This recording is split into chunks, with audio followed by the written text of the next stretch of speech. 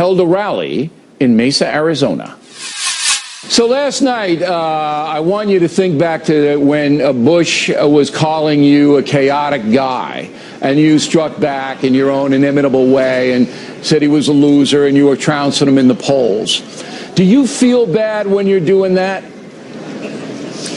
Look, he's doing very badly. He's got a very, very low number. I mean, I don't even know if he can continue forward. He spent like $50 million. I've spent nothing. And, I mean, even behind me, I have 15,000 people that showed up on a very short notice. I mean, there's something going on. But Bush is look, he's a person who has just not been able to carry it forward. People, if he has a rally, you have, 20 people show up for his rallies. So it's not working. And what he did, I mean, I don't blame him. Bill, I don't blame him. He's got to do something, because obviously if he's got 2 in the poll or 3 in the poll, he's got to be doing something. Okay, but do you feel badly when you're saying, look, you're a loser, you're going down the stage, and you'll probably be off the stage next time? People want to know how you feel when you say stuff like that. I don't like doing it. I don't like saying bad things about Jeb Bush. I feel a little bit sorry for him, to be honest with you. And I don't like saying bad things about him. But you have to understand, he struck first. I mean, it was all stage stuff. Some guy wrote it for him, and he, came out, and right from day one, right from minute one, he came out and he attacked. But they all feel that way. Back. I don't. No, they don't. Actually, he was really the only one of any consequence that went after me. A couple of little shots, but his whole thing was about going after me, and they wrote it out just like his pollster said. He repeated whatever his pollster told him to do, and I thought it was inappropriate. I was surprised they didn't come after you with the Muslim stuff more. Some of the candidates made passing references. It was barely mentioned. Right. Yeah, it was barely mentioned. Were you surprised? Because if I were debating you, I would have hit you right between the eyes with, hey, look, the federal courts would never allow you to bar Muslims coming into this country. It's not going to happen. So why are you saying it? That's what I would have said. Would you have? Were you surprised that the others didn't come after you on it? Well, I guess I'm glad I'm not running against you then. The fact is, I think the federal courts, we could do it, and I think we probably would be able. We're not talking about our citizens. We're talking about people coming from outside, some of whom are not looking at us in a very positive manner. And frankly, I think the federal courts would be open to that. And I have some very great legal scholars telling me that's true. Right. So let's see what happens. But nevertheless, Bill, it's a subject that should be discussed, and it has been discussed. And now people are saying, you know what? And I'm talking about Muslims are calling me that are friends of mine. I have a lot of friends that are Muslims, and they're saying, really, this is a subject that should be discussed. Okay, look, and I've said that all along in defense of you, that you raise questions and you raise issues that we should talk about. However, you know Charles Krauthammer, right? You know Charles.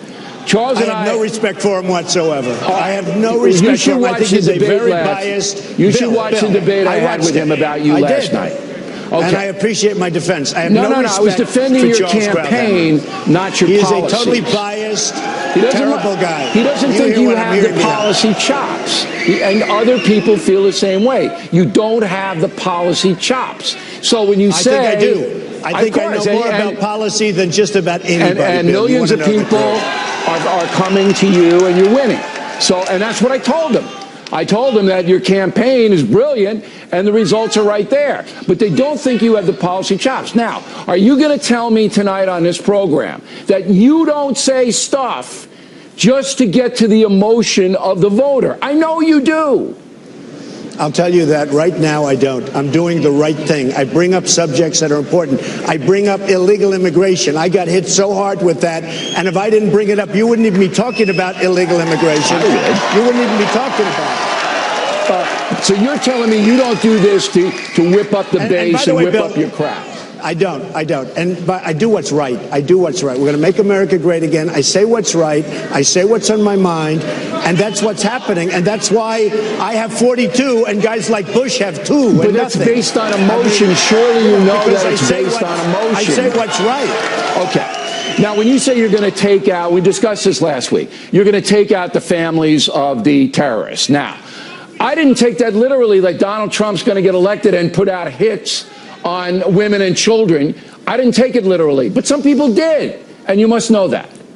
I am looking at families where they know exactly what the husband's going to do when they want to fly planes into the World Trade Center, when they want to blow up planes, when they want to blow up all sorts of shopping areas and other things and cause problems. The families know what's going on, Bill. Believe me, the families but you're not going to assassinate them. You might arrest them. You're not going to assassinate them, are you? I don't know what I do. I don't know what I do, but I'll tell you what. They care more about their families, Bill.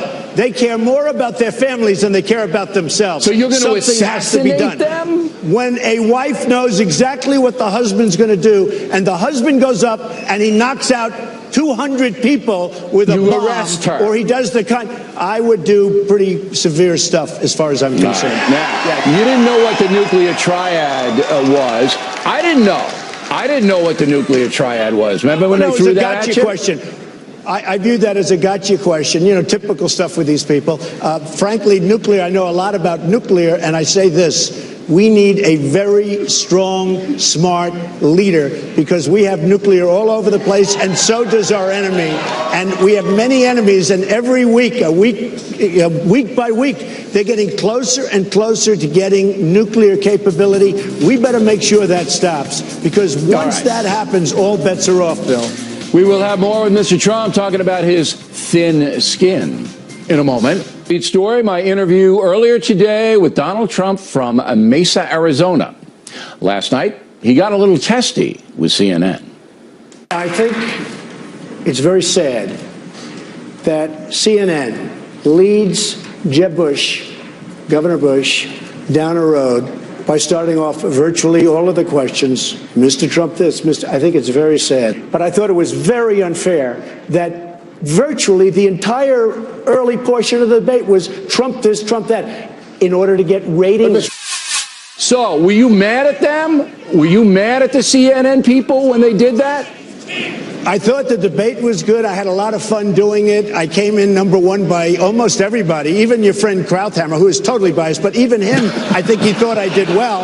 But I will tell you this. I thought it was really unfair what CNN was doing.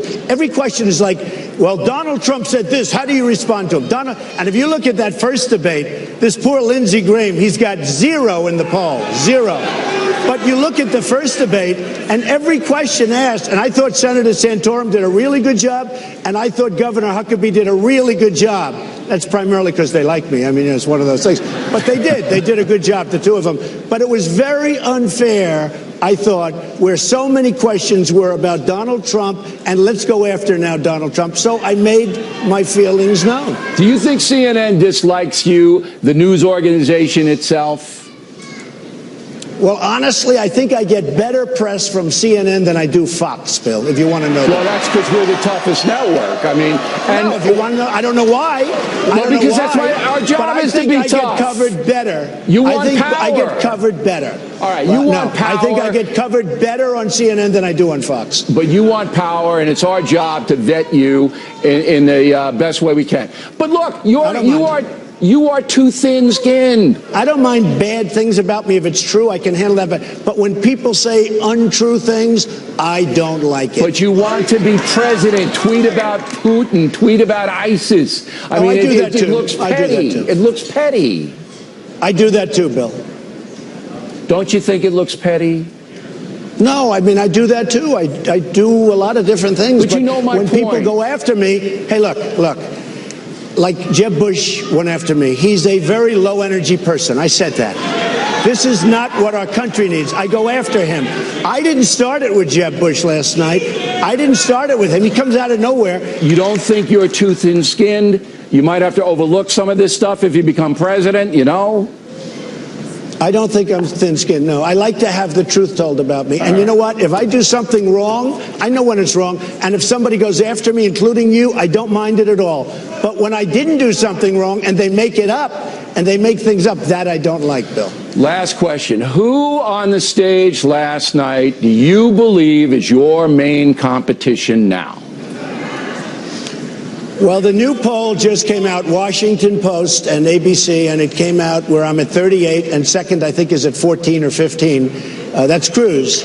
And third is Rubio, and fourth is, I don't know, it gets very low numbers after that. But But, you know, in one of the polls, I'm winning. I'm 41-14. I'm winning by 27 points. 27 points. Do you believe that, folks? 27. So, you know, I don't think, look, I just have to, you know, I wish we could have the election tomorrow. I wish we didn't have to wait a month. And I'm really happy because we're doing great. We're doing great in Iowa. Right. The poll just came out, and we're doing great in Iowa, too. I hope I'm going to win Iowa. Now, are you going to sit there and dodge my question? Are you really going to do that? Who is your main competition? I can't say. You know, I don't think there's a lot of. I like a lot of the people. By the way, I like a lot of the people. Okay, well, glad you like them. I'm sure they're really happy you like them, but I don't want to say who it is. You know what? If I thought that I really had major competition, I wouldn't be telling you about it, Bill. I'm not like President Obama, where he tells everybody everything, including the enemy, and then the enemy knows exactly how to beat us. That's what happens. I'm not going to tell you. Look, I probably won't talk to you again before Christmas. I want you and your family to have a good one. You know, no coal in the stocking this year, Donald. Come on now. I want you to be nice to everybody. I want you to send Jeb Bush a nice present. Bill, you hear the expression? Merry Christmas. Merry Christmas. And happy holiday. But Merry Christmas. We'll bring back the words Merry Christmas again, Bill. Thank you. All right. Thanks for helping us out as always.